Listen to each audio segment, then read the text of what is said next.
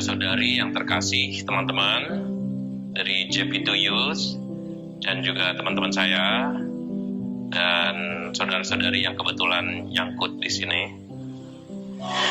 Hari ini kita akan berbicara bagaimana kita bisa tetap bertahan percaya kepada Tuhan.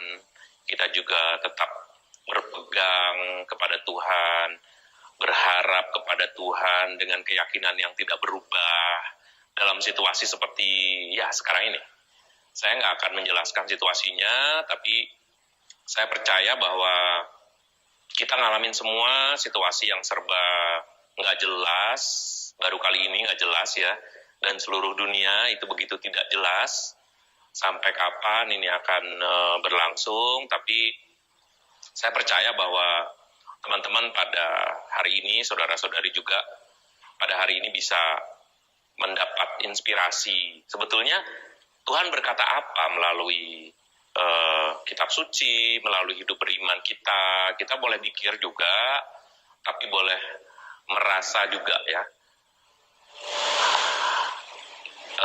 Hari ini kita akan berbicara mengenai apa yang penting dalam hidup beriman kita, apa yang terjadi selama ini itu tidak boleh menghilangkan iman kita, supaya kita tetap punya iman yang sama, menetap, tidak berubah pada Tuhan, dan juga keyakinannya tidak luntur gitu.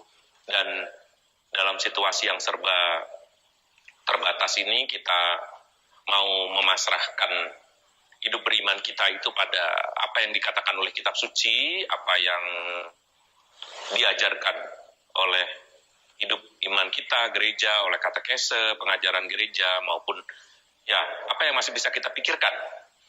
Situasinya begitu global ya, tapi saya percaya saat ini kita akan menjadi lebih baik dan lebih arif di hadapan Tuhan.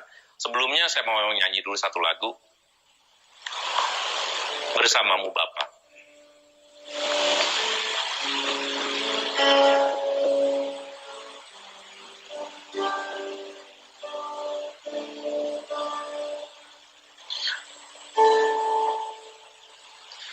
Engkau ada bersamaku di setiap musim hidupku.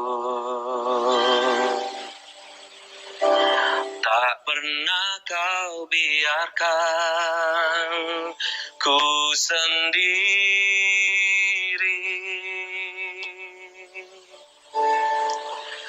Kekuatan di jiwaku adalah bersamamu. Tak pernah ku ragukan kasih-Mu.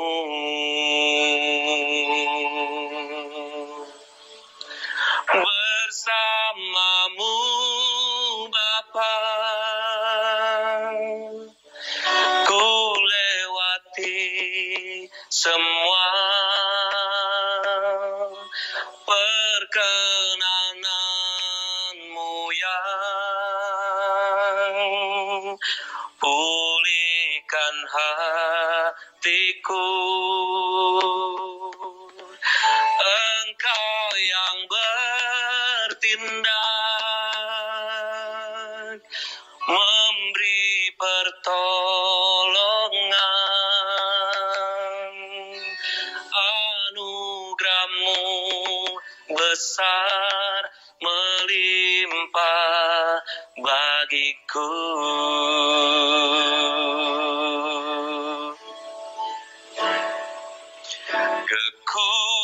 Kekuatan di jiwaku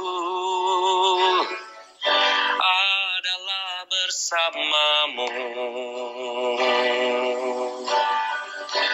Tak pernah ku ragukan kasih-Mu.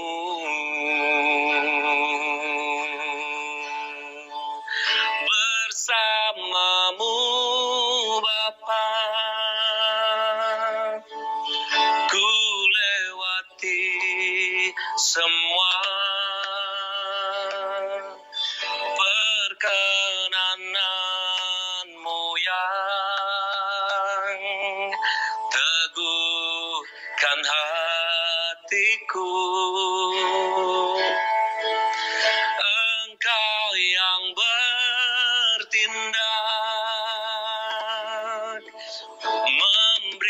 pertolongan.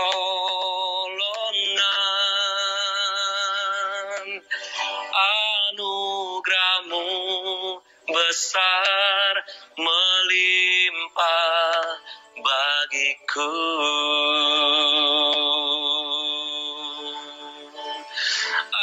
Anugerahmu besar melimpah bagiku.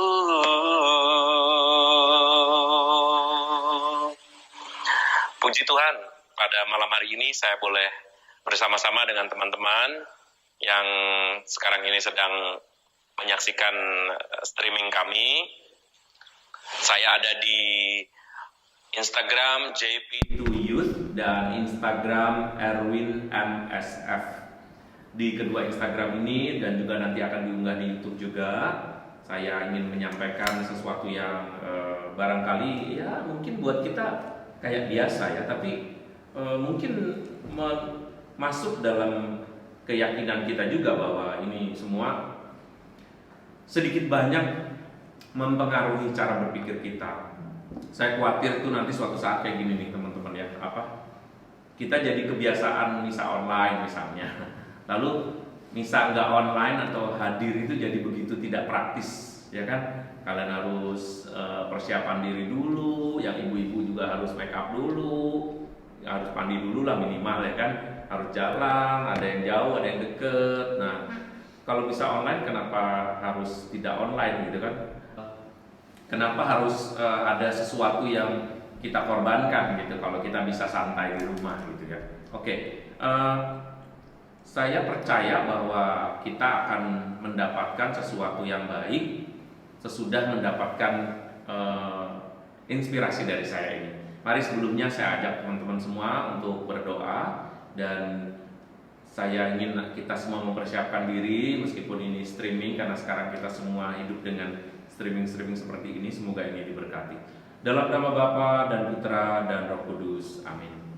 Allah Bapa yang Maha Baik, terima kasih Engkau sudah memberikan kepada kami anugerah-Mu, memberikan kepada kami waktu ini supaya kami mendengarkan Engkau, mendengarkan firman-Mu, dan mengerti benar apa yang Engkau perlukan dari kami. Engkau ingin semua ini menjadi pelajaran bagi kami, menjadi cara-Mu untuk memberikan retret yang amat panjang bagi kami, memberi kesempatan pada kami untuk berhenti, memberi kesempatan bagi kami untuk menyadari apa yang sedang kami alami ini bukan hanya peristiwa yang akan berlalu dan kami tunggu selesainya, tetapi lebih pada peristiwa Tuhan sedang berkata apa pada kami. Semoga inspirasi yang boleh kami terima darimu ini membawa kami lebih dekat padamu, dan keyakinan kami menetap dan jangan sampai hilang atas Engkau yang berencana dan merencanakan sesuatu yang baik. Semuanya ini kami mohon dalam nama Yesus Kristus, Tuhan dan Juru Selamat kami. Amin. Dalam nama Bapa dan Putra dan Roh Kudus. Amin. Baik, saudara-saudari, teman-teman semua yang terkasih dalam Yesus Kristus, judul yang sangat menarik ya kalau kalian lihat di Instagramnya JP2Youth ya, Finding Our Constant and Security in God in Times Like This. Jadi gimana menemukan sesuatu yang menetap nih. Sedangkan katanya di dunia ini salah satu hal yang tidak pernah berubah adalah perubahan itu sendiri. Jadi kan kalau kita melihat bahwa ya yang nggak pernah akan berubah itu perubahan. Jadi maksudnya apa ya? Ya dunia akan terus berubah. Jangan ngarep kita akan seperti sekarang ini lagi. Jadi setiap peristiwa, setiap detik, setiap menit, jam, hari, minggu, tahun, dan seterusnya itu sangat berharga. Karena kita tidak akan sama lagi. Kita akan terseret dan kita harus ikut dalam masa. Dan dalam masa itu kita perlu mempunyai satu hal yang penting yang nantinya akan menjadi bagian dari cara kita belajar lewat didikan yang Tuhan berikan kepada kita. Bagaimana bisa constant, bagaimana kita bisa menemukan security atau rasa aman, perasaan nyaman, dan juga itu menetap keyakinan kita kepada Tuhan. Saya ingin membaca dari Maleakhi bab 3 ayat 2 sampai 3 ya. Jadi Maleakhi bab 3 ayat 2 sampai 3. Siapakah yang dapat tahan akan hari kedatangannya? Dan siapakah yang dapat tetap berdiri apabila ia menampakkan diri? Sebab ia seperti api tukang pemurni logam dan seperti sabun tukang penatu. Ia akan duduk seperti orang yang memurnikan dan mentahirkan perak, dan ia mentahirkan orang Lewi, menyucikan mereka seperti emas dan seperti perak, supaya mereka menjadi orang-orang yang mempersembahkan korban yang benar kepada Tuhan. Jadi kita ini ada pada zaman, kalau saya lebih suka menyebutnya, seperti zaman kita ini pada zaman pemurnian sekarang ini. Kita berperang dengan sesuatu yang tidak kelihatan. Kita berjuang untuk sesuatu yang tidak jelas apa yang harus diperjuangkan. Tapi satu yang pasti yang kita perjuangkan, yang paling jelas adalah kehidupan kita sendiri. Sendiri dalam arti adalah kehidupan manusia, seluruh bangsa manusia bersama-sama. Kita sedang memperjuangkan itu. Ada di garda depan para dokter, para perawat, para pelaksana tim kesehatan dan seterusnya. Dan ada juga orang-orang yang dengan niat baik menyumbangkan sebagian dari hartanya, lalu juga menolong, bahkan menyerahkan tanahnya, ada yang menyerahkan hotelnya, ada yang menyerahkan rumah besarnya yang tidak terpakai untuk keselamatan kehidupan bersama ini. Sungguh menakjubkan ya kalau mau dilihat dari ini sih, dilihat dari kisah kejadian sehari-hari itu kita bisa melihat ya, di balik kedukaan dari sebagian orang, dia karena sakit, karena ketakutan, dan juga karena kematian salah satu anggota keluarganya, kita dihadapkan pada peristiwa yang sangat menarik juga, yaitu apa? Yaitu adanya orang-orang yang baik, yang menunjukkan kebaikan dan justru menunjukkan kualitasnya sebagai manusia itu lebih tinggi daripada hanya sebagai seorang pengusaha, orang yang punya duit, atau orang yang punya tuan-tuan tanah itu. Tetapi semuanya sekarang ini menjadi orang-orang yang baik. Ada apa sebetulnya? Nah, pada hari pemurnian, apa yang dikatakan oleh Maleakhi, ya, Maleakhi ini adalah kitab terakhir kalau dalam perjanjian lama kita ya. Setelah Zakaria lalu Maleakhi, baru kemudian adalah kitab-kitab Injil. Nah, Maleakhi menuliskan siapa yang dapat tahan akan hari kedatangannya. Kedatangannya apa? Tiap hari Tuhan datang kepada kita. Berarti setiap kali Tuhan itu datang, tiap kali Tuhan itu melakukan tindakan, seperti seorang dokter kalau datang melakukan tindakan ya kan, entah kunjungan, visit dan lain sebagainya. Siapa yang dapat tetap berdiri apabila ia menampakkan diri? Ia seperti orang yang memurnikan logam, seperti sabun tukang penatu. Tukang penatu mungkin teman-teman muda belum tahu ya beberapa yang penatu. Penatu itu seperti sekarang mungkin kayak ini kali ya, tukang cuci ya. Apa sih kalau kalian itu yang kos-kos ini laundry atau sekitar apa mencuci lah. Nah, memurnikan dan mentahirkan perak, sesuatu yang sedang terjadi adalah kita ini sedang dimurnikan. Benar nggak sih sedang dimurnikan?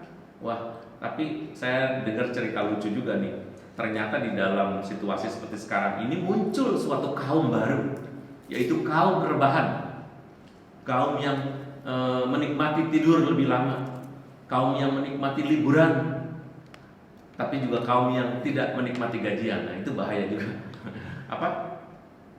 Bagaimana kita bisa tiba-tiba mendapatkan liburan begini panjang dan kesempatan yang tanpa batas, bahkan tanpa batas saya sebutkan karena kita nggak punya deadline apapun. Mungkin bagi Anda yang kerja masih ada deadline-nya. Meskipun kerja dari rumah, deadline-nya adalah mengerjakan sesuatu sampai selesai dari rumah. Tapi kan Anda tidak punya deadline seperti yang harus ketemu ini, ada appointment ke sana, janjian sama ini, atau bahkan nggak tahu ya kalau pacaran masih ini nggak ya datingnya ya. Cuma apa yang kita peroleh dalam situasi yang serba diam seperti ini? Saya sendiri terus terang pada hari ini ya, pada tanggal 16 April ini, saya sendiri ya sudah sekitar 1,5 bulan berada di rumah saja. Saya nggak kemana-mana, benar-benar no activities at all, dan saya tidak berusaha untuk bertemu dengan banyak orang sama sekali. Saya di rumah menyelenggarakan misa dan menyelenggarakan acara seperti ini, tapi tetap di rumah. Nah, apa yang sedang Tuhan murnikan? Kalau saya sendiri ya sharing, saya dimurnikan kehidupan saya. Rumah yang sekarang ini dijadikan tempat untuk syuting ini adalah rumah biara kami. Namanya Biara Bercie atau Bertier tulisannya. Biara Bercie ini terletak di Sunter, dan kemudian di Biara Bercie ini kami hidup di sebuah biara. Tetapi sangat jarang saya tinggal di rumah. Kenapa? Karena kehidupan saya penuh dengan janji-janji, penuh dengan acara, penuh dengan program yang membuat acara saya itu sering meninggalkan rumah. Dan saya merasa bahwa rumah yang dibangun mewah atau rumah yang dibangun sederhana bukan rumah yang kita tinggali, tapi rumah yang sering kita tinggalkan. Kadang-kadang mungkin kalau bisa ngomong kasur saya itu mungkin bisa berteriak, ini kemana sih orangnya kok nggak pernah tidur ke sini nih, tidurnya kok di luar terus? Ya karena beberapa hari saya harus ke kota lain mungkin, tapi lebih seringnya sih sebetulnya karena saya bekerja. Nah, ketika saya bekerja, saya juga kehilangan kesempatan untuk membaca buku, kehilangan kesempatan untuk mungkin sekedar memperkaya diri saya dengan bahan-bahan baru yang harus saya curi-curi dari waktu-waktu yang sangat sibuk itu.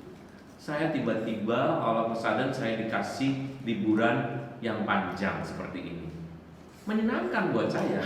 Buat saya menyenangkan tiba-tiba acara itu dalam waktu 3 bulan dari mulai sekarang ini sudah banyak acara yang dibatalkan, dan itu tiba-tiba saya mendapat liburan, terserah mengatur sendiri, baca buku atau apa.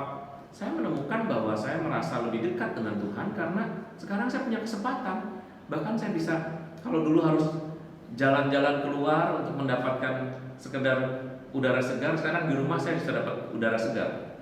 Dan saya bisa rosario sambil keliling biara kami yang cukup lumayan besar ya. Dan di biara ini sekarang setiap hari saya bisa berdoa rosario, sesuatu yang selalu saya rindukan tetapi jarang sekali bisa saya lakukan dengan lebih sopan gitu. Lebih sopan artinya saya berdoa mungkin di kapel, atau saya berdoa sambil jalan keliling karena olahraga kecil. Dan itu saya merasa bahwa kehidupan saya sedikit berubah, dan saya merasa lebih dekat sekarang ini dengan pribadi yang memanggil saya sebagai imam gitu. Saya merasa bahwa pemurnian itu terjadi pertama-tama pada diri saya dulu. Ketika saya disadarkan bahwa ada banyak orang yang butuh didoakan loh. Bagaimana mungkin saya dulunya nggak tahu, tidak ada pelajaran bagi saya untuk memberi Ekaristi online dengan streaming. Bahkan ada yang minta didoakan kemarin itu sakramen perminyakan online. Bahkan sekarang ada pemakaman orang mati online. Dan semua yang online ini dengan video call, maka itu saya kerjakan kita kerjakan dengan senang hati. Karena apa? Karena itu satu-satunya hal yang bisa saya buat. Menyediakan waktu, menyediakan tempat untuk orang lain bertanya. Meskipun saya nggak bisa ketemu orang, karena tiap hari selalu ada. Romo lagi nganggur nggak? Waduh, saya nggak enak jawabnya. Ya kan, kalau dibilang nganggur terus ya enggak gitu, karena saya perlu baca buku. Dan kalau saya terima, tiap hari saya bisa menemui orang-orang yang konseling sama saya, konseling colongan, karena melalui telepon. Nah, hal-hal seperti ini membuat saya mulai berpikir, Tuhan, panggilan saya ini begitu indah, panggilan saya ini begitu unik. Engkau memanggil saya tidak hanya sebagai imam yang harus misa, harus datang, lalu harus begini, harus dengan cara yang biasa, lalu saya harus pergi kemana.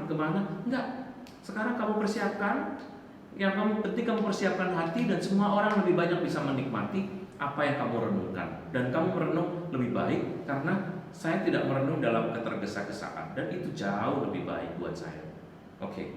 Nah, teman-teman dan saudara-saudari, kita ini berada dalam situasi yang terpaksa merenung gitu.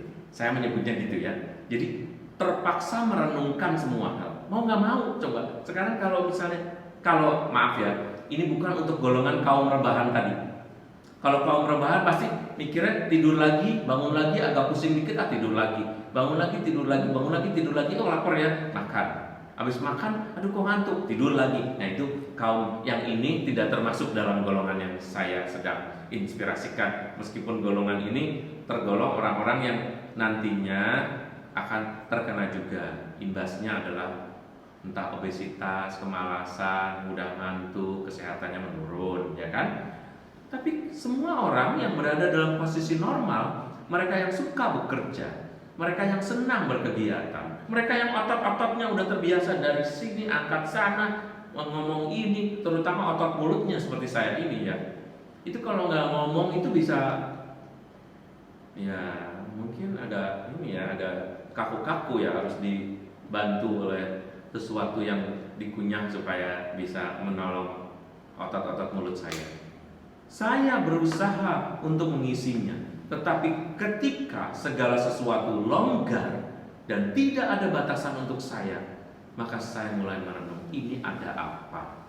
Jadi hal yang sederhana aja. Saya nggak ingin mengajak Anda itu hebat-hebat dengan menjadi seorang rahib, atau Anda hebat-hebat menjadi seperti kami, para biarawan atau biarawati. Saya pengen mengajak Anda itu menjadi manusia biasa aja. Tapi manusia biasa itu salah satu yang justru membedakan kita dari makhluk lain adalah kemampuan kita untuk merenung. Bahasa kerennya namanya merefleksikan. Ya, jadi kalau saya sebut merefleksi itu bukan yang pijit-pijit, bukan. Ya, merefleksi artinya merenungkan. Apa sini, ada apa sini, gimana sini gitu. Nah, ada saatnya kita menjalani. Ada saatnya. Ketika kita rutin-rutin itu kan menjalani itu ya, menjalani apa? Menjalani kegiatan kita. Kegiatan yang kita jalani ya udah asal aja kita jalankan gitu. Asal artinya karena rutin. Atau sesuatu yang menggelinding aja, udah kita mengikuti arus, bahkan terjebak dalam arus itu. Tapi di saat ini, dalam situasi seperti sekarang ini adalah saat buat kita merenungkan apa yang kita jalani dan biasa kita kerjakan tanpa jeda, merenungkan dan kita ambil jarak dengan sesuatu yang sedang kita kerjakan. Apalagi nih ambil jarak. Ini ya. Ketika kita mengerjakan sesuatu, biasanya kan kalau seperti saya aja ya, tiap hari misa udah merasa suci ya kan, karena Romo misa. Kadang-kadang sehari 1 kali, kadang 2 kali, pernah sampai 3 kali karena terpaksa, karena salah jadwal. Tapi biasanya 1-2 kali. Di samping itu ada konseling lagi, ada ini lagi. Dan ketika saya menjalankannya, saya terbiasa karena kecepatan dan udah terbiasa membaca firman. Terbiasa dalam arti adalah terbiasa akalnya. Oh kalau firman ini nih, biasanya begini, kalau firman ini biasa begini, otomatisasi. Dan saya merasa bahwa dalam hal itu saya menemukan ya udah emang harus begitu. Orang saya nggak ada waktu lagi, ya saya merenung aja apa adanya. Ya untung Tuhan memberi kesempatan untuk saya misalnya sambil jalan, sambil dalam perjalanan, mempunyai waktu 1 jam, 1,5 jam itu untuk mempersiapkan sebuah renungan misa, atau mungkin malam hari masih ada kesempatan sebelum tidur membuat teks misa gitu. Tapi itu semua saya lakukan dengan tanpa jarak. Semuanya saya lakukan begitu aja, seperti orang kalau udah hafal kayak ibu-ibu membuat kue, udah hafal kuenya sampai ratusan ribuan pun udah nggak ada ininya, karena nggak pakai mikir lagi, udah pasti buletannya pas, udah pasti ukurannya pas. Tetapi ketika saya mengambil jarak artinya saya melihat ini sebagai suatu objek, meletakkan aktivitas ini. Saya merenung di dalam kapel kalau habis selesai misa online sekarang ini. Ketika teman-teman saya misa, saya diam dulu. Saya merenungkan 1 lagu misalnya. Saya ini ngapain ya? Saya ini melayani Tuhan. Apa saya itu takut siaran ini tuh sinyalnya nggak bagus? Saya takut gak ya nih? Ternyata saya tadi tuh sampai mules-mules itu karena saya berpikir, waduh nih Mbak, kayaknya hari Minggu nih sinyalnya jelek nih. Jadi yang saya pikirkan bukan bagaimana menghadirkan Tuhan, bagaimana saya merasakan kehadiran Tuhan dan perasaan itu saya bagikan. Tetapi saya ingin supaya wifi-nya oke, acaranya berjalan oke tanpa jeda, tanpa nge-lag dan tanpa buffering. Dan itu sekarang saya tahu. Artinya ketika saya berjarak, maka saya memahami suatu kegiatan itu dengan lebih tegas. Teman-teman sekalian, saya percaya teman-teman juga pasti mempunyai daya itu. Bukan hanya kami, kaum biarawan, biarawati, atau imam. Semua kalian mempunyai saat itu. Ketika Tuhan memberi saat lebih banyak untuk merenung, maka kita bisa mengambil jarak dari rutinitas itu. Lalu apa sih kira-kira yang Tuhan mau berikan pada kita? Saya merenungkan ada banyak, tetapi yang mau saya ambil hari ini adalah ada 3 tantangan. Dalam ilmu psikologi, daripada menyebut suatu masalah, problem, ya, lebih enak disebut ini suatu tantangan. Jadi kalau misalnya menghadapi masalah tertentu, kita menganggapnya, aduh ini masalah nih. Masalah maka akan menjadi burden buat kita, akan menjadi beban. Karena di kepala kita, di pundak kita tuh menjadi semacam ada tanggung jawab, obligasi, kewajiban buat kita untuk segera menyelesaikan. Tetapi kalau itu menjadi sebuah tantangan, ya, Tuhan challenge kita, Tuhan menantang kita. Menantang untuk apa? Menantang untuk menghadapi. Kenapa Tuhan menantang kita untuk menghadapi itu semua? Ada 3 tujuan tantangan dalam hidup ini.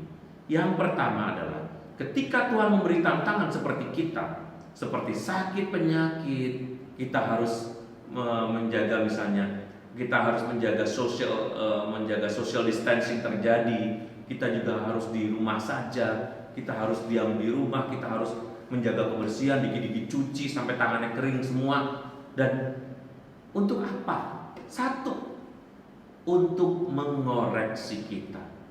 Ketika tantangan dibuat oleh Tuhan, maka yang pertama, kita semua belajar mengoreksi diri kita. Nanti saya akan jelaskan apa itu mengoreksi. Yang kedua, ketika Tuhan memberikan tantangan kepada kita, Tuhan mempunyai tujuan agar kita dapat dimurnikan. Jadi Tuhan ingin memurnikan kita. Yang pertama, mengoreksi kita. Apakah jalanmu benar? Apakah jalanmu lurus? Yang kedua adalah memurnikan kita.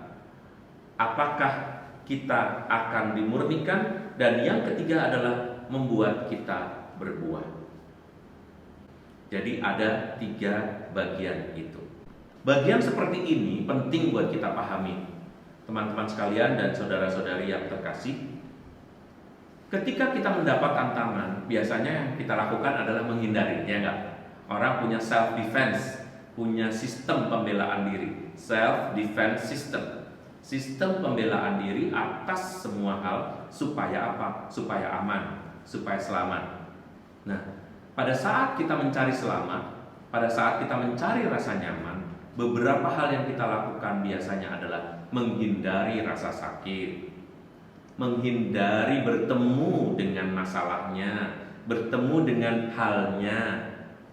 Dan yang ketiga adalah menghindari menghadapinya terlalu lama, mau cepat-cepat. Akhirnya apa? Masalah diberikan kepada kita bukan menjadi tantangan buat kita, tapi benar-benar kita bermasalah. Kita bergulat karena kita ingin segera keluar dari permasalahan itu.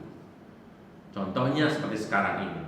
Kalau kalian berada di rumah, kalian berada di tempat-tempat yang kalian tidak inginkan, yaitu rumah kalian. Rumah sebesar apapun, ya, kalau dikunjungi setiap hari, mau dilihat 24 jam kita di situ, dengan sendirinya akan sempit. Biara kami ini cukup besar, tetapi itu pun juga terasa sempit. Kunjungin itu lagi, tempatnya itu lagi. Saya bisa membayangkan di rumah kita sendiri, kita ketemu orang itu juga, kita ketemu situasi itu, dan kita nggak bisa keluar. Itu pasti ada keinginan untuk keluar dari situasi ini. Dan ini adalah tantangan. Kalau kita merasa pengen banget cepat selesai, bubar. Yang ada adalah ketika semua ini berakhir, yang ada kita merayakan, ore, akhirnya ini udah selesai. Tapi ketika ini udah selesai, apa yang kita pelajari? Apa yang kita dapatkan? Nggak ada. Yang ada cuma cerita-cerita minus, cerita-cerita negatif. Nah, maka 3 tujuan ini penting. Mengoreksi kita, memurnikan kita, dan membuat kita berbuah. Nah, mari sekarang kita belajar satu demi satu, ya. Tuhan ingin mengoreksi kita melalui tantangan. Katakanlah tantangannya jelas di hadapan kita, yaitu tantangan pandemi COVID-19 atau COVID-19 ini. Ketika tantangan itu kita harus work from home, stay home, dan kita harus tetap self distance dengan orang lain, social distance. Lalu kita juga harus wearing masker, pakai masker kemana-mana, nggak bisa pergi, dan kita dihalang-halangi untuk berkumpul dalam jumlah besar. Itu semua menjadi tantangan buat kita. Nah, ketika tantangan itu datang kepada kita, Tuhan ingin mengoreksi kita. Kita lihat misalnya bahwa tidak semua yang kita kerjakan itu baik-baik saja. Teman-teman sekalian dan saudara-saudari yang terkasih, ketika Tuhan ingin mengoreksi kita, maka kita tahu bahwa tidak semua hal itu baik-baik saja. Oh, baru tahu ya sekarang bahwa yang namanya bersin, kalau bersin ke sana itu, meskipun tidak ada COVID, tapi ternyata itu sampai sekarang ini dengan satu teknologi dijelaskan berapa lama itu yang namanya droplets itu akan berterbangan. Ternyata tidak hanya sebentar. Dan kalau orang ngomong seperti saya sekarang ini, kalau dipakai sinar dan juga dengan teknologi gelap yang hanya memunculkan droplets itu, ternyata di sekitar ini itu tidak segera turun dropletsnya. Dan ternyata orang baru sadar bahwa lantai ini adalah tempat droplets terbanyak. Sebelum ada COVID-19, kita mengerjakan semua seolah-olah semuanya oke. Ngomong yang penting kita ngomong malah justru harus deket, ya kan? Kita merasa harus deket. Kalau bersih kita juga nggak pakai hajing, malah pada saat kita bersih malah digangguin. Hajing udah bilang Allah kacau lu, seolah-olah dengan begini bersihnya itu hilang. Oh, mohon maaf, kalau sekarang kalian begini, cuma begini-begini doang, justru dropletsnya nempel di tanganmu ini kena kita. Jadi ada correction di antara kita. Ada sesuatu yang sedang dibenahi oleh Tuhan. Ada sesuatu yang disadarkan oleh Tuhan. Jadi correctionnya amat sangat banyak. Yang kedua adalah tidak semua yang kita kerjakan itu benar. Bahwa tidak semua hal itu benar. Meskipun kita ini datang ke gereja, ya, tadinya kita datang ke gereja itu benar, ya kan? Kita merasa benar. Pokoknya yang penting saya mewakili Anda nih ya. Kalau belum datang ke gereja, kayaknya ada yang kurang. Anda cuma mengatakan itu. Kayaknya kalau belum ke gereja hari itu kayak gimana gitu, seminggu kalau lupa ya, itu seminggu bisa kayak orang bisa kayak bingung, bisa kayak ada perasaan bersalah, kosong, ada yang kurang, kenapa ya? Oke. Wah, rasanya kalau cerita begitu itu pasti kita sudah kayaknya bangga lah sebagai orang yang beriman, sebagai orang yang happy karena merasa suci lah.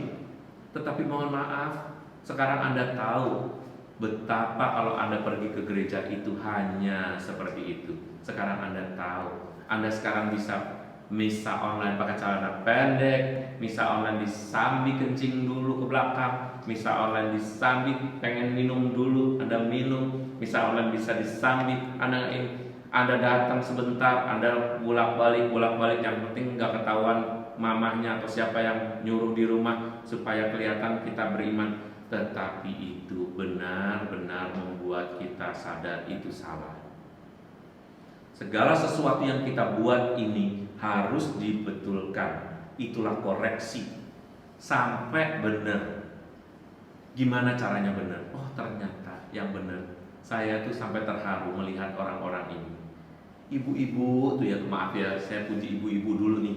Karena kebanyakan ibu-ibu, mohon maaf kalau bapak-bapak kayak kejauhan. Ibu-ibu nata itunya, HP-nya ditaruh di sana, HP-nya aja dibagusin, dikasih salib di sebelahnya supaya HP-nya jadi suci.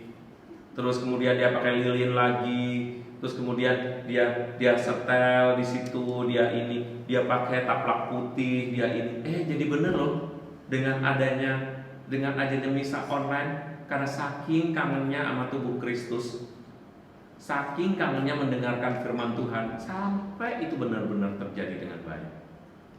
Nah, apa yang sedang Tuhan lakukan ini? Bukankah ini suatu koreksi buat apa yang sedang kita lakukan sebelumnya yang tidak terlalu benar dan tidak sungguh-sungguh benar? Teman-teman sekalian dan saudara-saudari, tidak semua hal yang kita lakukan juga itu ternyata setujuan dengan Allah. Satu tujuan dengan Allah. Jadi mesti dibenerin dong. Kalau nggak setujuan ya, satu tujuan sama Allah itu ya mesti dibenerin. Karena apa? You berdoa tapi you tidak berdoa. You bernyanyi setengah-setengah. Sekarang you bernyanyi, kalau kalian bernyanyi misalnya di rumah, romonya nyanyi apa? Buffering, ya kan? Romonya udah sampai di mana? Anda buffering, Anda melihat. Saya sering mendapatkan WA ya. Romo tadi doanya jangan cepet-cepet dong, saya kelambatan, mana kayaknya mulutnya Romo sama suaranya itu beda sepersekian detik katanya. Saya bilang, you memang mesin bisa mendengarkan kami sepersekian detik. Iya kayaknya nggak bisa konsen gitu loh. Romo kalau ngomong tuh jangan yang ini. Loh, saya nggak bisa mengatur sinyal di tempatmu, bisa jadi sinyal di tempat kami, bisa jadi sinyal di Indonesia, dan itu semua terjadi. Yang penting adalah saya memberikan, saya bilang. Tapi yang kayak itu kan pengennya kan bisa lepas gitu loh Romo, jadi kita bisa konsentrasi. Oh bagus. Padahal dulu waktu sebelum acara COVID ini ya, Anda kalau misa itu, kalian kalau misa itu nggak pakai konsen. Emang pernah nanyain konsen? Emang pernah pengen konsen? Emang penting banget konsen? Yang dimaksud konsen adalah nggak ngomong, nggak berisik, nggak mengganggu. Tapi tangannya terus nggak pernah konsen. Ngecek, ngeliat mulai dari lihat tasnya kalau ibu-ibu, mulai ngecek WA-nya, mulai ngeliat orang yang datang telat, siapa yang telat, dan mulai gosipin, mulai siapa romonya, evaluasi pemazmurnya, ngevaluasi lektornya, suaranya nggak bagus, ngevaluasi audio di gereja, ngevaluasi romonya. Nah dia lagi, gue setiap jam segini kenapa sih dapetnya romo itu mulu ya, gue apes deh kayaknya. Jadi Anda sekarang itu dibenerin, Anda tidak punya tujuan bersama dengan Tuhan. Tujuan Tuhan adalah Dia ingin kalian itu rindu datang kepadanya. Dia ingin kalian itu benar-benar merindukan pada saat mengikuti perayaan Ekaristi. Jadi ini contoh perayaan baru, contoh perayaan Ekaristi, belum yang lain, belum soal pendidikan anak, belum soal hubungan relasi antara suami dengan istri, hubungan antara orang tua dengan anak, misalnya memperhatikan karyawan yang sekarang begitu hebat terjadi, ya, bagaimana hebatnya, bagaimana Anda tahu fungsi dari suatu kebersihan. Dulu sabun hand soap itu atau hand sanitizer, habisnya kapan tahu, sampai expired, kadang nggak pernah dipakai. Dan sekarang Anda tahu, tiba-tiba hand soap atau sabun tangan sering habis karena Anda dikit-dikit cuci. Yang benar seperti itu. Oke, Tuhan ingin mengoreksi kita. Allah ingin menunjukkan mana yang benar. Dan ini pesannya, kita harus dapat menemukan apa yang baik di balik peristiwa ini. Nah teman-teman sekalian, saya percaya bahwa kita dapat menemukan apa yang baik dalam peristiwa yang tidak terlalu baik ini. Mari kita lihat dari apa yang dikatakan dalam Mazmur 139 ayat 23 sampai 24. Mazmur 139 ayat 23 sampai 24. Selidikilah aku ya Allah, dan kenalah hatiku. Ujilah aku dan kenalah pikiran-pikiranku. Lihatlah apakah jalanku serong, dan tuntunlah aku di jalan yang kekal. Jadi rupanya Tuhan ingin benar supaya kita ini sesuai, setujuan, sejalan, satu rel dengan Tuhan. Maka ada sistem koreksi yang dibuat melalui tantangan. Mari kita lanjut ke yang kedua. Tantangan yang diberikan oleh Tuhan itu mempunyai tujuan yang kedua tadi apa? Memurnikan kita. Kata murni, emas itu kalau murni berarti ya 100% gitu kan. Tapi katanya emas kalau terlalu murni lembek, gak bisa dibentuk. Maka dibuatlah mulai dari karat-karat itu, ya kan. Kalau makin kecil karatnya berarti makin sedikit emasnya. Nah, saya ingin menyampaikan kalau tantangan Tuhan berikan kepada kita, maka kita ini sekarang diajak untuk memahami, merenungkan, merefleksikan bahwa ketika Tuhan ingin memurnikan kita, Tuhan ingin supaya kita tahu, kita mempunyai kita mengetahui, punya pengetahuan alasan kita bertindak. Dulu-dulu seperti yang tadi contoh ke gereja, kita nggak tahu alasannya apa. Kenapa kamu ke gereja? Ya nggak enak aja sih. Kenapa kamu ke gereja? Ya mama yang suruh. Loh, kamu nggak pengen ke gereja? Ya pengen lah. Ntar aku bilang nggak pengen, ntar diaduin, waduh bisa perang dunia mama kalau tahu. Loh, tapi kamu pengen nggak? Ya pengen lah. Jadi nggak jelas ya. Keinginan untuk ke gereja itu ada nggak kejelasannya? Enggak. Alasan kita bertindak melakukan sesuatu dulu, misalnya sebelum tidur cuci kaki, cuci tangan, cuci muka, tidak kita lakukan. Sampai bahkan itu mungkin ada yang tidak mandi juga kalau udah pulang kemalaman ya kan. Tetapi sekarang, oh no way. Sekarang begitu pulang, baju lepas katanya, masukin itu tempat untuk mengumpulkan baju-baju kotor karena harus dicuci. Dan orang yang mandi jangan pegang anak, jangan pegang saudara, apalagi pegang orang tua atau para lansia. Kenapa? Karena ketika kita memegang mereka bisa membuat mereka tertular, meskipun mungkin kalian tidak sakit tetapi kalian bisa membawa. Wah, yang begitu-gitu segala bisa kita ketahui ya. Jadi alasan yang bertindak. Lalu kita juga, Tuhan ingin memurnikan kita supaya kita tahu tujuan kita melakukan sesuatu. Jadi ketika ada tantangan, kita harus tahu tujuannya kita melakukan sesuatu itu apa. Tujuan kamu ke gereja apa? Misalnya ditanya. Ya biar dapat gebetan. Atau mungkin tujuan ke gereja ya kan tugas misdinar. Atau mungkin ya kan tugas prodiakon. Ya kan tugas kor. Jadi pas datang itu tujuan datang misa itu ini ya para pelayan-pelayan yang ada di kor barangkali sedang, kalau ada di antara kalian sedang menyaksikan ini, coba dipikirkan kembali, coba direnungkan kembali. Benar nggak kalian itu datang untuk menyanyi? Bahwa menyanyi untuk Tuhan itu berdoa 2 kali katanya, betul. Tetapi kalau kita datang untuk menyanyi dalam perayaan Ekaristi pasti ada salah. Karena perayaan Ekaristi mempunyai satu tujuan, yaitu kita bertemu dengan Kristus yang hadir dalam tubuh dan darahnya. Tapi kalau ngomong soal begini kan kayak mengulang kembali pelajaran pada saat kita mau dibaptis dulu ya kan. Ternyata hal ini dibetulkan oleh Tuhan. Maka itu yang disebut sebagai memurnikan. Kita juga harus tahu motivasi kita menyelesaikan sesuatu. Kenapa harus menyelesaikan sesuatu dengan benar? Kita juga biasanya kebingungan melakukan banyak hal sebagai yang benar atau tidak. Yang tadi dalam poin yang pertama tadi, ada nggak yang benar dengan yang kita lakukan itu benar nggak? Maka satu hal yang Tuhan inginkan adalah ketika Dia memberikan kita pelajaran untuk memurnikan diri kita, Dia ingin supaya kita ini bertumbuh. Tidak hanya hidup seperti robot karena sudah begitu. Saya pernah menemui seorang bapak yang terlahir dalam keluarga Katolik. Dia benar-benar terlahir dalam keluarga Katolik. Pokoknya Romo, kalau minggu saya nggak bisa lupa.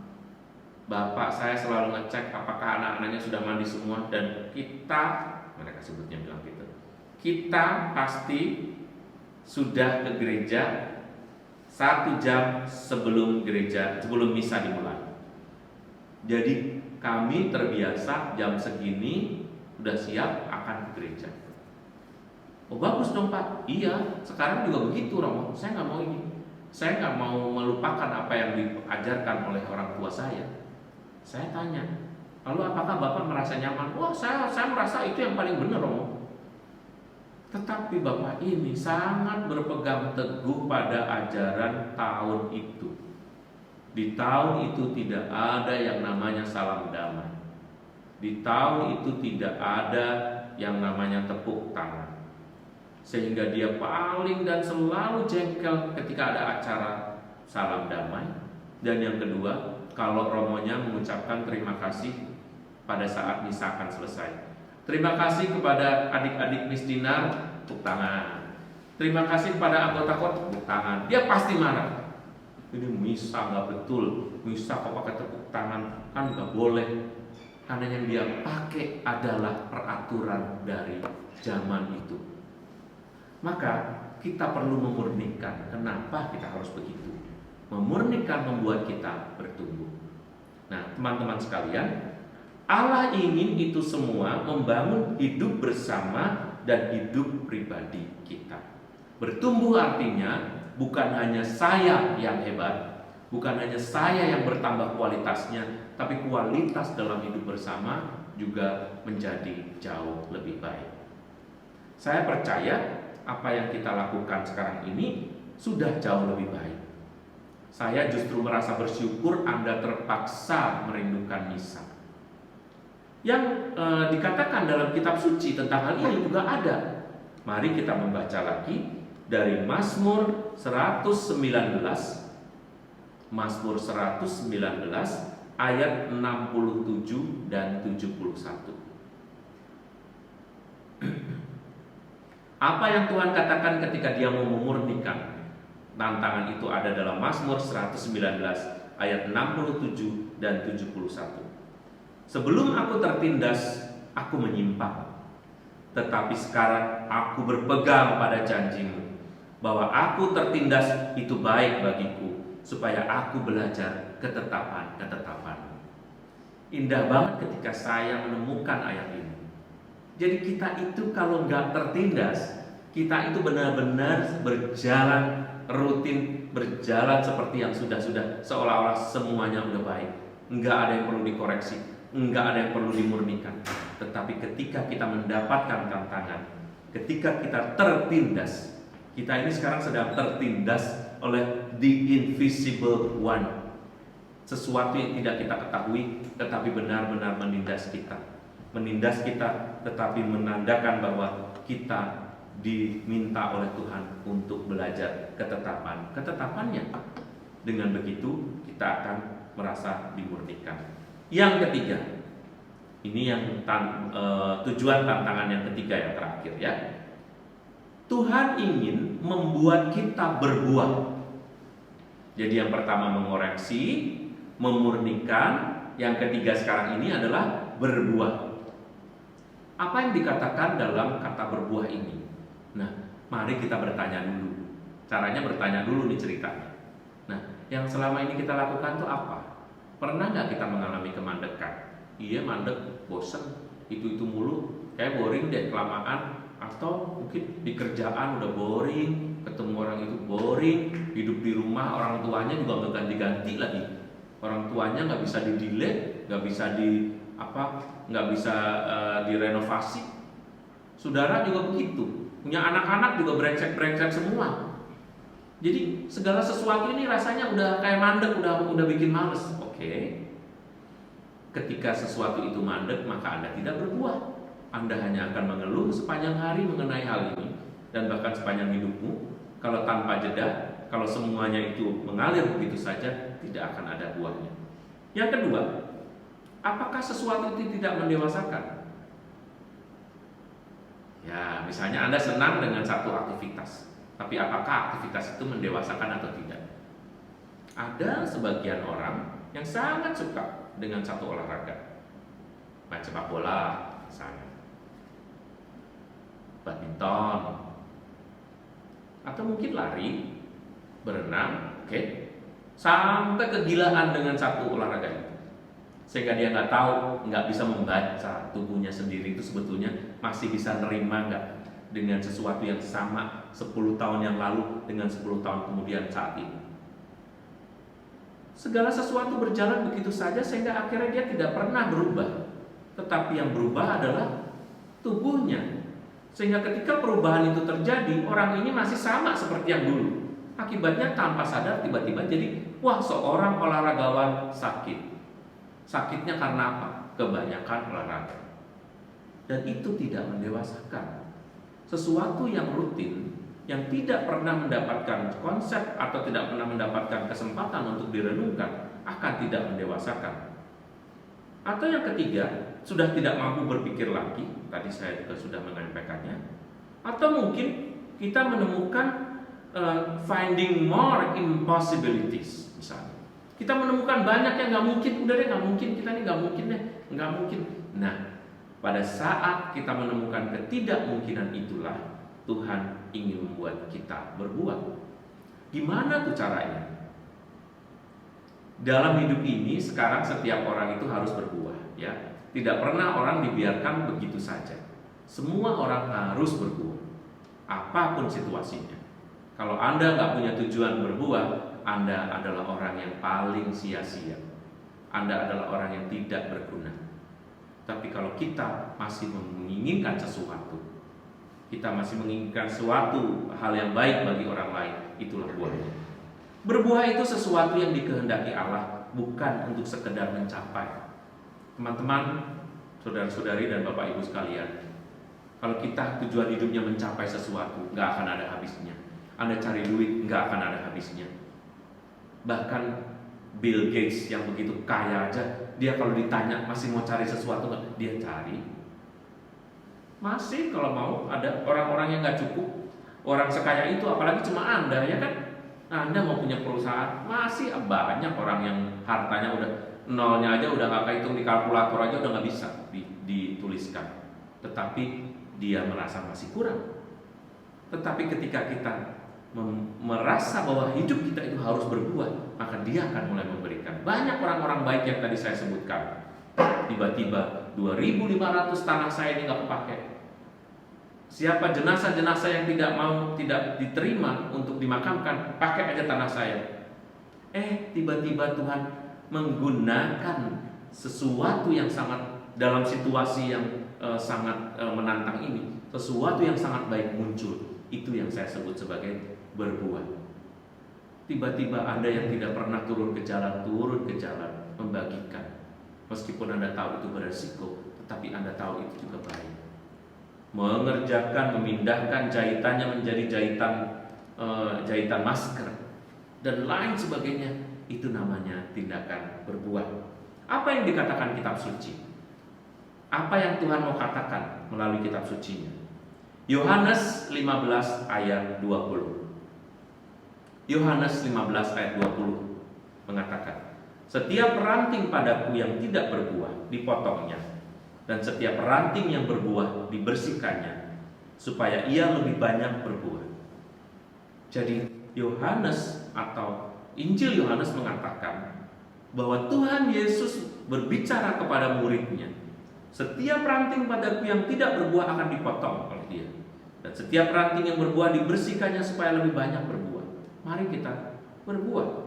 Situasi menantang ini jangan membuat kita mandek, jangan membuat kita seolah-olah udah selesai, apalagi jangan membuat kita ini jadi hilang harapan atau putus asa. Kita harus menjadikan ini sebagai cara bagi Tuhan untuk mengubah hidup ini. Dengan begitu, teman-teman sekalian, konsep bahwa saya tidak akan kehilangan iman kepada Tuhan, itu adalah konsep yang konsumtif. Kenapa konsep konsumtif? Artinya begini, saya hanya menginginkan bagaimana Tuhan memberikan sesuatu yang baik kepada saya. Padahal yang Tuhan inginkan itu bukan itu.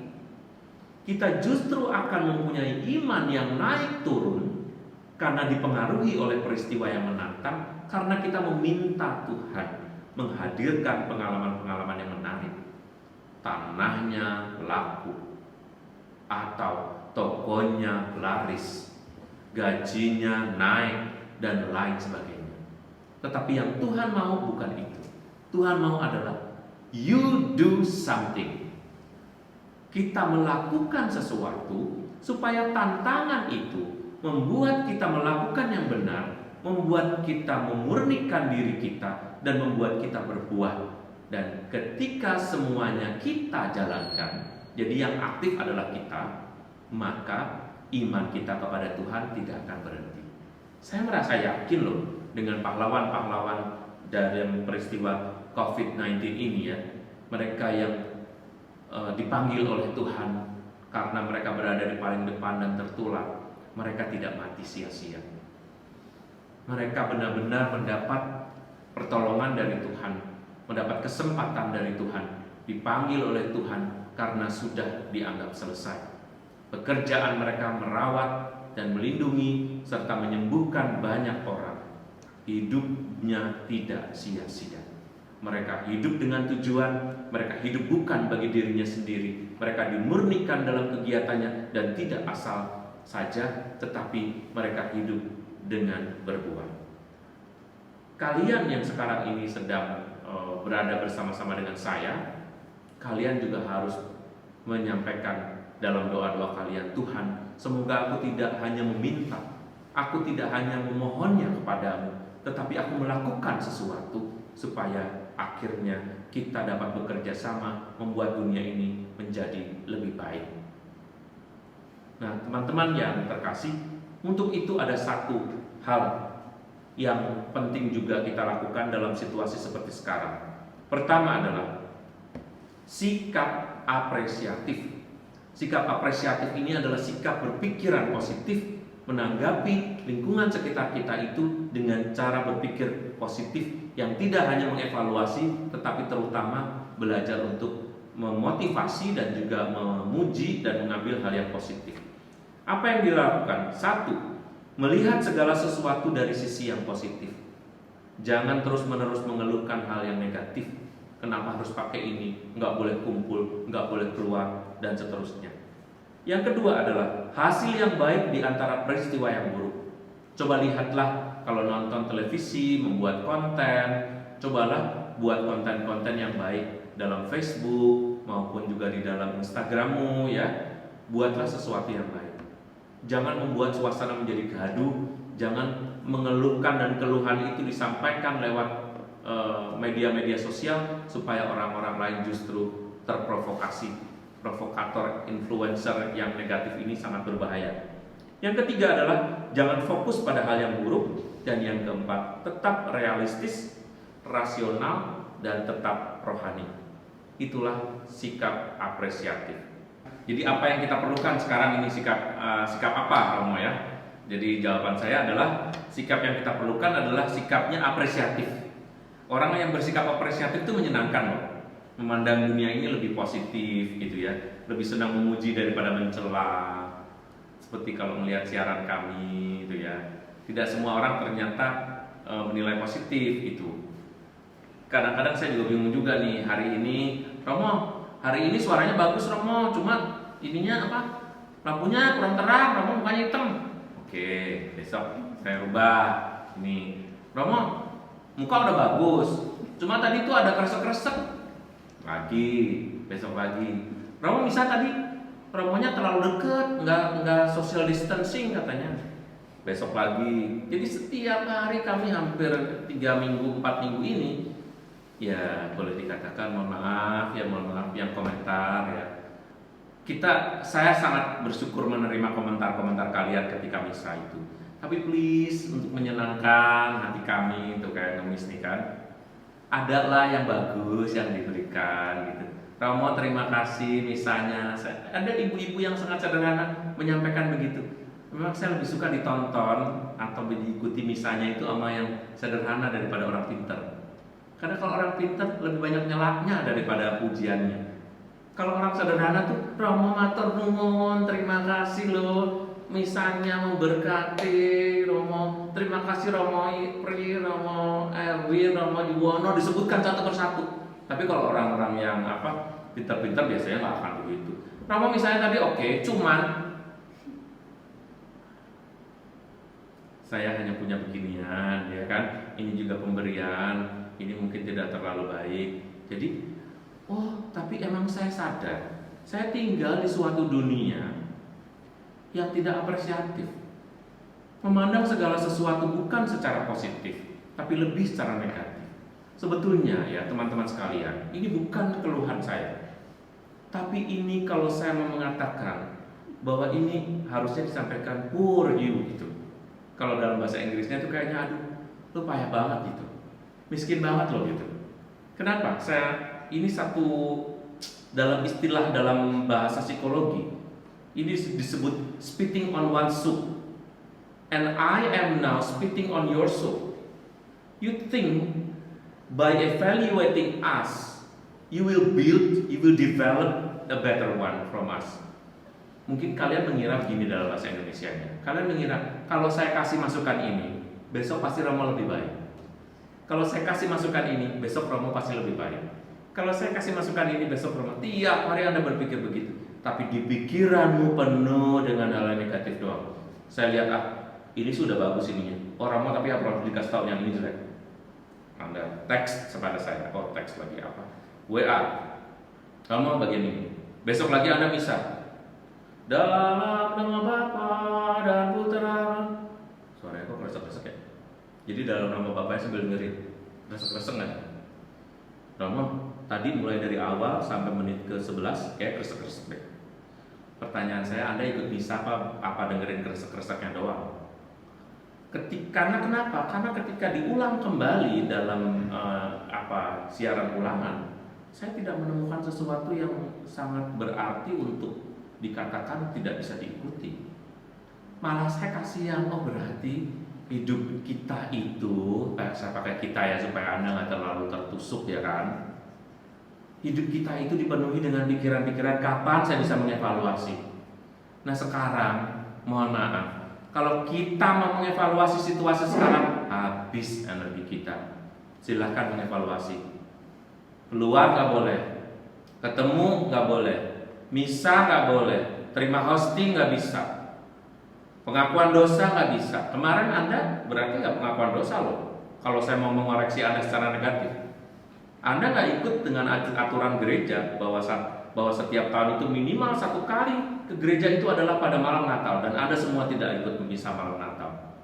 Kalau saya ngomong begitu, habislah iman kita ya nggak sih?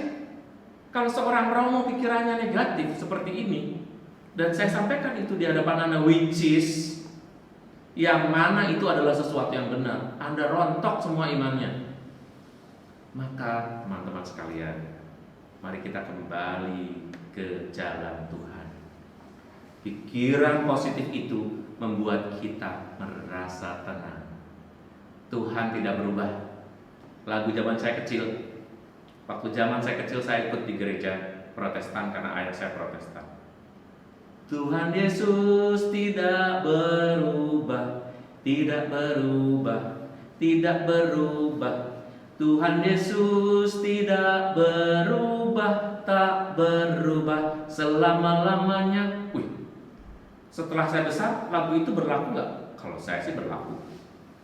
Peristiwa-peristiwa ini hanya menantang kita. Peristiwa ini tidak boleh mengubah persepsi kita akan Tuhan. Meskipun banyak hal tidak bisa kita terima, meskipun banyak hal begitu mendesak kita untuk berpikir negatif. Banyak yang berpikir negatif. Ada orang datang, orang nganterin makanan ke kita. Yaudah, nggak usah ini deh, gua anterin makanan ya. Orang nganterin makanan kita curiga, orangnya dekil amat, megangnya begini. Lalu Anda cuci, semprot dulu, dan semua hal itu seolah-olah Anda paling bersih di dunia ini, dan Anda harus membersihkan. Memang itu situasinya. Tetapi kalau Anda tambah dengan pikiran negatif, habis itu mules. Ini kenapa ya mules ya? Apa ini karena abangnya tadi kotor ya? Dan yang Anda makan tidak jadi berkat karena Anda berpikiran negatif. Saudara-saudari yang terkasih, pikiran positif itu begitu menenangkan dan membawa kita constantly believing in God, trusting in one God every day, unchangeable, tidak berubah, justru karena kita melihat segala sesuatu dari sisi positif. Cuma itu aja. Yang saya inginkan kepada kita adalah berpikirlah positif. Kita tidak mungkin berpikir positif kalau kita tidak mempunyai sikap bawaan dari sana, bahwa saya percaya penuh apa yang Tuhan sedang buat ini sesuatu yang amat positif buat kita. Pikiran negatif, banyak tiap hari berita-berita udah ngomongin negatif terus. Akibatnya nanti asam lambungmu akan naik terus, tidak selesai-selesai. Tetapi ketika kita berpikir positif, segala sesuatu menjadi menenangkan. Tuhan terima kasih, hari ini aku masih dapat makan. Tuhan terima kasih, hari ini aku masih bisa IG-an, masih bisa Facebook-an, masih bisa YouTube-an. Terima kasih sinyalnya lancar. Tuhan terima kasih aku masih bisa bernafas dengan baik. Tuhan terima kasih aku masih sehat, masih bisa ketemu dengan saudara-saudara meskipun dunia maya. Pikiran-pikiran itu akan membuat kita sangat baik. Ada satu ayat dalam Ayub yang sangat menjelaskan hal ini, ya. Jadi kita hari ini bertaburan ayat nih. Ayub 5 ayat 18. Ayub bab 5 ayat 18 mengatakan, karena dialah yang melukai, tetapi juga yang membeban. Dia yang memukuli, tetapi yang tangannya menyembuhkan pula. Menyenangkan ya. Ayub 5 ayat 18 ini menenangkan. Setiap kali kita mengalami suatu tantangan, baca Ayub 5 ayat 18. Dia yang melukai, dia yang membeban. Dia yang memukul, tetapi tangannya menyembuhkan pula. Kayak Bapak yang penuh cinta. Dia memukul kita, dia memberi kepada kita satu tantangan, tetapi dia tidak membuat kita jatuh tergeletak, tapi justru membuat kita bertumbuh. Saudara-saudari dan teman-teman sekalian yang terkasih, mari kita mencintai ayat-ayat kitab suci, karena ini yang membuat kita menjadi sesuatu yang baik. Kalau kita lihat di sini, kita perlu kembangkanlah kemendalaman dalam beriman, naikkan antena rohani dan besarkan telinga batin agar terdengar suaranya. Suara apa? Suara peristiwa ini. Jangan jadikan peristiwa ini sebagai peristiwa yang akan berlalu. Mohon maaf, Anda nggak bisa foto-foto.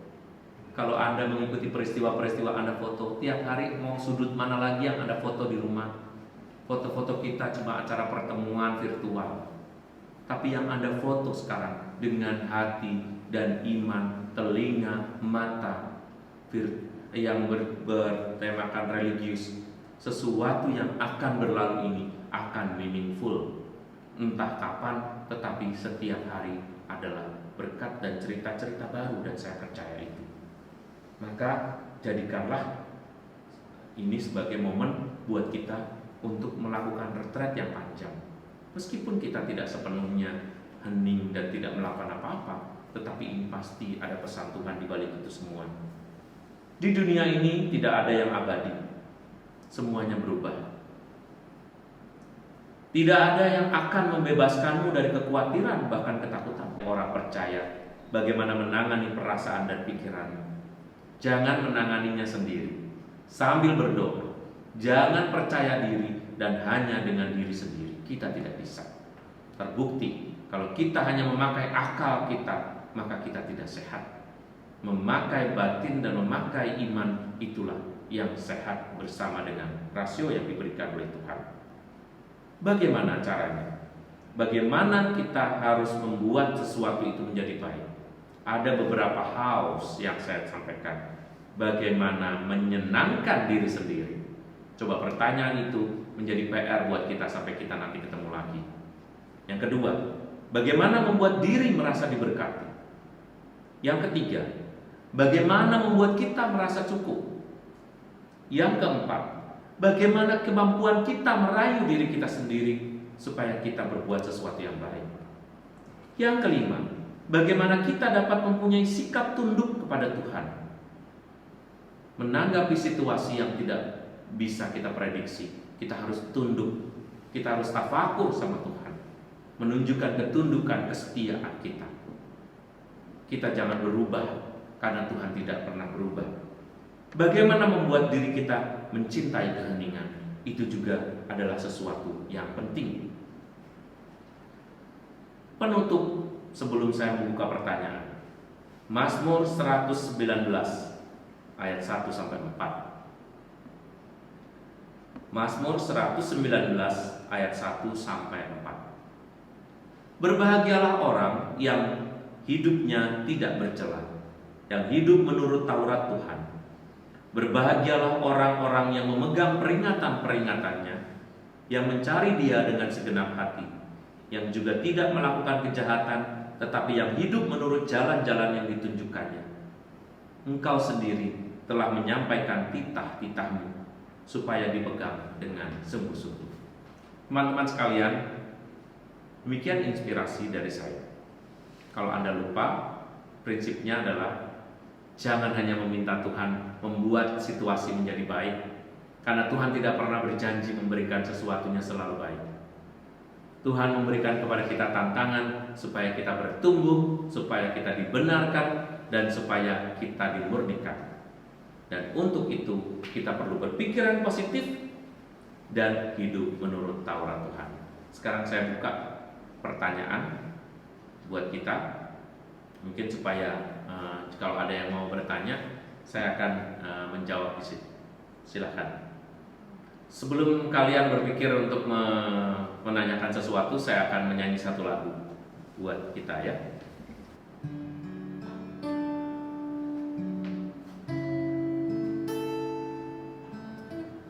Saya akan menyanyi satu lagu dengan judul Jangan Pernah Menyerah.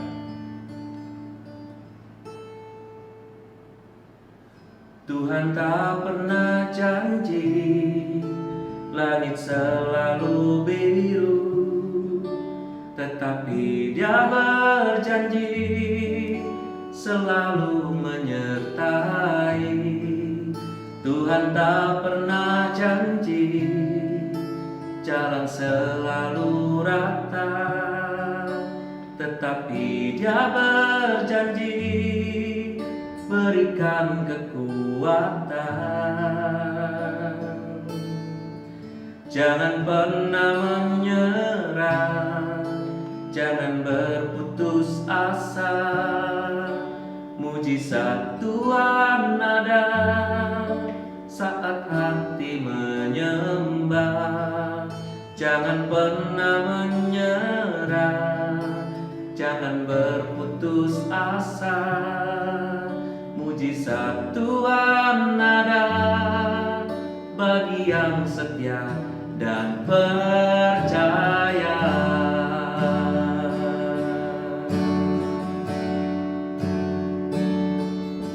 Tuhan tak pernah janji langit selalu biru, tetapi Dia berjanji selalu menyertai. Tuhan tak pernah janji jalan selalu rata, tetapi Dia berjanji berikan kekuatan. Jangan pernah menyerah, jangan berputus asa. Mujizat Tuhan ada saat hati menyembah. Jangan pernah menyerah, jangan berputus asa. Mujizat Tuhan ada bagi yang setia dan percaya.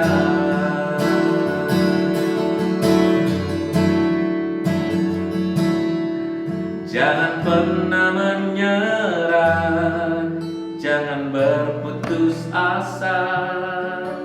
Mujizat Tuhan ada, mujizat Tuhan ada, mujizat Tuhan ada bagi yang setia dan percaya.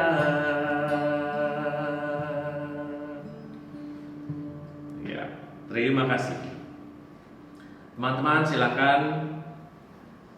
Lagu tadi mengatakan kepada kita bahwa Tuhan tidak pernah menjanjikan sesuatu itu akan selalu baik, selalu rata jalanan, langit juga selalu biru ya. Jadi segala sesuatu akan terus berubah, tetapi jangan pernah kita berubah percaya pada Tuhan. Silakan kalau ada pertanyaan.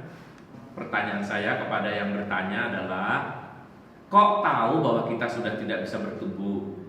Biasanya kata tidak bertumbuh itu juga berasal dari pikiran negatif. Pikiran negatif ada namanya nih, namanya adalah pesimistis.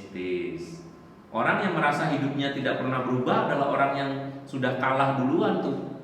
Saya mengatakan tadi ya, teman-teman, satu hal yang tidak pernah berubah dalam hidup ini adalah perubahan. Jadi selalu akan ada perubahan. Jadi orang-orang yang tidak pernah bisa berubah dalam hidupnya, selalu ngotot dengan hal yang sama, dia akan tergilas. Produk-produk yang tetap itu saja, tidak akan pernah bisa berubah, maka dia akan gagal di pasaran. Kita juga begitu. Kalau tetap hanya seperti itu saja, misalnya di masa sekarang ini, Anda nggak mau pakai komputer, Anda masih mau pakai mesin ketik yang diketik harus dengan tangan yang kuat dengan energi yang besar, maka Anda juga akan gagal, nggak bisa cepat. Nah, yang mengatakan Anda tidak bertumbuh itu sebetulnya adalah diri sendiri. Tapi Tuhan mengatakan tidak begitu. Aku ingin kamu berbuah. Tadi seperti dikatakan oleh Yohanes, berbuah berarti masih bisa punya harapan untuk bertumbuh. Gitu jawabannya. Indikasi berbuah adalah ketika kita tidak memikirkan buahnya, tetapi orang lain mengapresiasi. Jadi indikasi berbuah itu justru ketika kita tidak mengharapkan balasan, kita tidak mengharapkan imbalan, kita tidak lagi mengharapkan sesuatu yang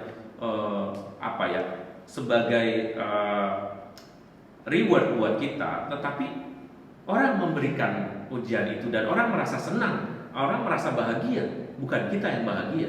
Orang yang merasa bahagia karena kehadiran kita, pertolongan kita, dan itulah yang menurut saya berbuah. Kalau orang yang masih mengharapkan balasan, sesuatu yang berbalas, maka ya dia bukan orang yang bahagia karena hidupnya akan tergantung pada balasan orang. Orang yang berbuah itu mungkin tidak sadar bahwa dia melakukan sesuatu. Saya masih ingat beberapa orang yang misalnya mereka yang mencatat gempa, mencatat bencana itu ya, yang karena penyakit kanker lalu kemudian meninggal. Pada saat melakukan dia tidak terkenal, tapi semua orang bayangkan seluruh Indonesia ini dipengaruhi oleh dia. Kenapa? Karena dia yang mencatat, dia akan memberitahukan kapan peristiwa-peristiwa bencana itu, tentang kebencanaan itu akan datang. Nah, maka dialah orang yang berbuah. Meskipun tidak ada reward buat dia, tapi akhirnya ketika dia sakit, orang baru sadar inilah pahlawan. Tapi dia tidak membutuhkan itu juga. Tuhan Yesus juga tidak membutuhkan apa-apa kan? Kalau kita mau melihat dari Tuhan sendiri saja, rewardnya buat dia apa? Dibunuh. Rewardnya buat dia apa? Disalibkan. Rewardnya buat dia dipermalukan. Tetapi Tuhanlah yang memberi. Jadi berbuah itu sesuatu yang sudah dilakukan oleh Tuhan kita. Melakukan lebih dulu daripada mengevaluasi. Untuk sesuatu yang baik bagi diri sendiri, tetapi sesuatu yang lebih baik bagi lebih banyak orang. Itulah berbuah. Mungkin buat kita hal ini sangat penting, karena kalau kita menganggap diri kita itu sudah berbuah, justru barangkali belum ya. Karena mungkin kita akan selesai, udah gue udah ngasih banyak, udah cukup. Wah, itu berarti kita sudah merasa sangat berjasa pada Tuhan, padahal belum tentu itu yang dibutuhkan oleh orang lain. Menyenangkan ya kalau membaca dari Mazmur terakhir tadi ya. Berbahagialah orang-orang yang hidupnya tidak bercelah, yang hidup menurut Taurat Tuhan, yang memegang peringatan-peringatannya, yang mencari Dia dengan segenap hati, juga tidak melakukan kejahatan, tapi hidup menurut jalan-jalan yang ditunjukkannya. Tidak melakukan kejahatan itu juga ternyata berbuah sesuatu yang, jadi ketika kita tidak berbuat jahat, itu penting ternyata buat kita. Bukan hanya melakukan sesuatu yang besar-besar, tetapi tidak melakukan kejahatan saja, itu sudah merupakan buah dari setiap perjalanan hidup kita ini. Teman-teman, saya kira itu menjadi permenungan kita bersama. Masih ada kesempatan-kesempatan lain buat kita. Kita akan ketemu kapan lagi ya? Minggu depan. Ya, minggu depan jangan lupa di jadwal yang sama pada hari Kamis jam 7.45 kita akan ketemu lagi dengan satu topik baru. Nanti akan dijelaskan, tapi ikut dulu sekarang silahkan di follow Instagram dari JP2Youth, JP2Youth, YOUTH, JP2Youth. Di follow Instagram JP2Youth, dan juga dari teman-teman dari JP2Youth di follow Instagram saya di Erwin MSF, Erwin Mama Sierra Fanta MSF, Erwin MSF. Nanti minggu depan kita akan ketemu dengan topik yang baru, dan semoga itu bisa menginspirasi kita juga. Ada pertanyaan mungkin langsung doa penutup aja. Oke, kalau nggak ada yang bertanya, kita akan ketemu nanti minggu depan. Saya akan menutup dengan doa dan juga berkat untuk kita semua. Dalam nama Bapa dan Putra dan Roh Kudus, amin. Allah Bapa yang Maha Baik, ajarilah kami bersikap baik sesuai dengan yang Kau kehendaki atas hidup kami. Kami Kau ciptakan baik, dan dalam situasi yang serba terbatas dan menantang ini, kami tetap ingin percaya kepadamu. Kami tetap ingin berpegang pada kebaikan-kebaikan yang Engkau ajarkan pada kami. Perbaikilah hidup kami pada masa-masa sulit ini, dan biarlah hidup kami bertumbuh dan justru menjadi berkembang ketika tantangan yang Kau berikan ini berbuah. Kami akan menyenangkan hati-Mu. Terima kasih untuk malam hari ini, terima kasih untuk kesempatan ini. Kami ingin belajar lebih banyak dari-Mu, dari firman-firman-Mu. Semoga hidup kami Engkau berkati demi Kristus Tuhan dan pengantara kami. Amin. Semoga Allah yang Maha Baik memberkati kita dan hidup kita bersama, dalam nama Bapa dan Putra dan Roh Kudus. Amin. Salam, sampai jumpa.